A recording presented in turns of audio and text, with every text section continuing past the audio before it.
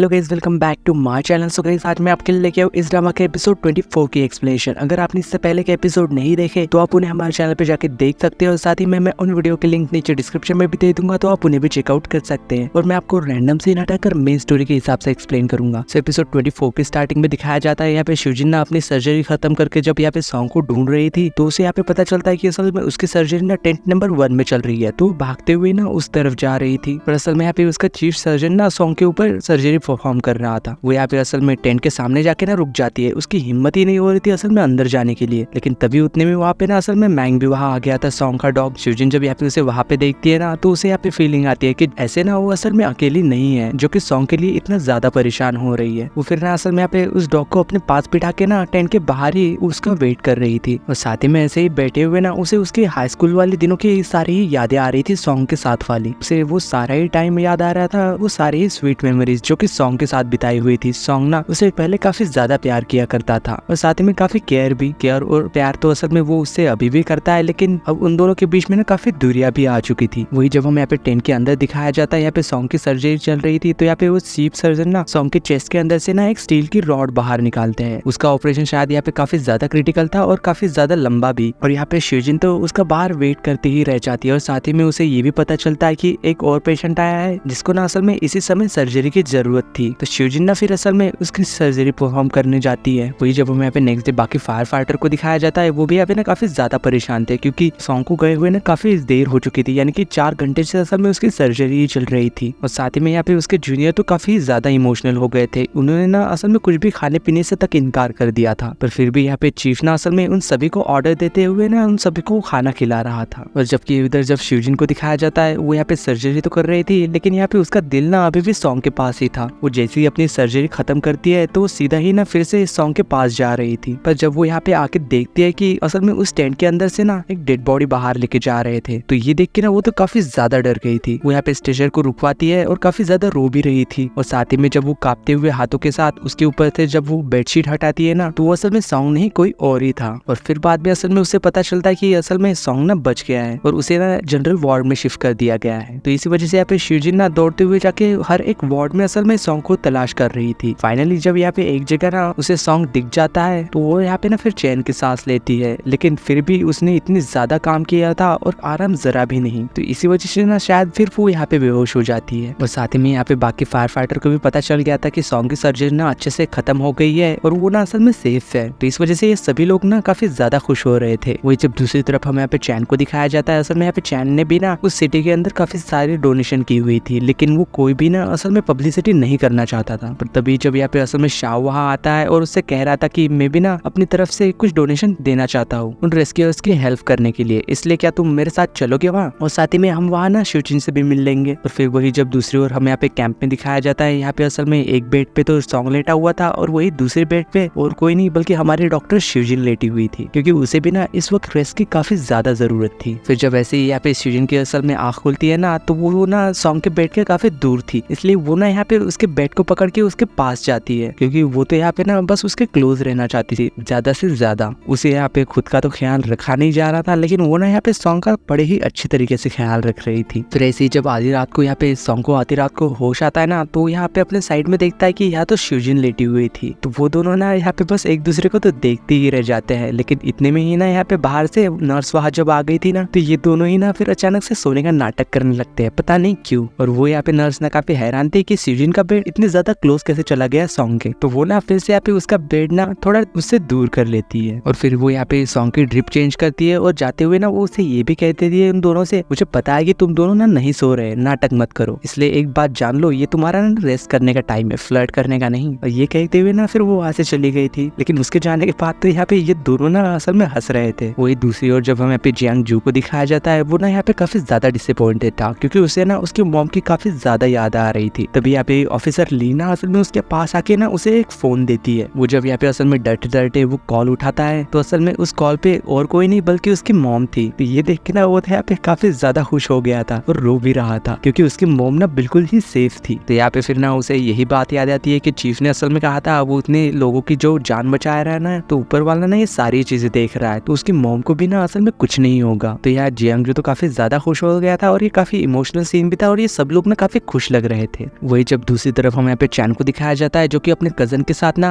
Medical supplies लेके यहाँ पे कैंप में पहुंच चुका था। यहाँ पे फिर वो यहाँ की नर्स से ना अपने सिस्टर के बारे में पूछता है, तो उसे पता चलता है कि वो असल में ना रेस्ट कर रही है क्योंकि उसकी तबीयत ना थोड़ी सी खराब हो गई थी। वो जब यहाँ पे असल में उसी वार्ड में जाता है तो उसे देख के ना वो यहाँ पे थोड़ा परेशान तो हो गया था और साथ ही में ना वो यहाँ पे उसे ब्लैंकेट भी उड़ाता है, लेकिन जैसे ही वो यहाँ से बाहर निकलने वाला था तो यहाँ पे उसकी नजर ना फिर सॉन्ग पे चली जाती है। तो शायद ना उसे देख के उसका थोड़ा मूड तो खराब हो ही गया था। और वही इधर यहाँ पे शाओ की मुलाकात ना असल में डॉक्टर जैंग से होती है जो कि काफी ज्यादा थक गई थी और उससे ना यहाँ पे टकरा के नीचे गिर गई थी। तो वो यहाँ ना फिर उसकी मदद करता है। वही जब हमें यहाँ पे नेक्स्ट डे दिखाया जाता है, यहाँ पे शिवजिन तो डिस्चार्ज हो चुकी थी, तो यहाँ पे फिर ना वो यहाँ खुद से ही सॉन्ग का बड़ी अच्छे तरीके से ख्याल रखती थी। वो यहाँ पे बार बार आके एक वार्म वाटर बॉटल ना असल में उसके हाथ में पकड़ा जाती थी ताकि उसके हाथों को ना आराम मिल सके। फिर जब यहाँ पे वो उसके पास ही खड़ी हुई थी ना कि तभी वो आर्मी ऑफिसर वहाँ पे आ जाता है और वो यहाँ पे फिर सॉन्ग से कहने लगता है कि थैंक गॉड ना तुम बच गए, तुम्हारी मेमोरी तो ठीक है ना, क्या तुम मुझे पहचान सकते हो। ये सुन के तो यहाँ पे सॉन्ग हंस रहा था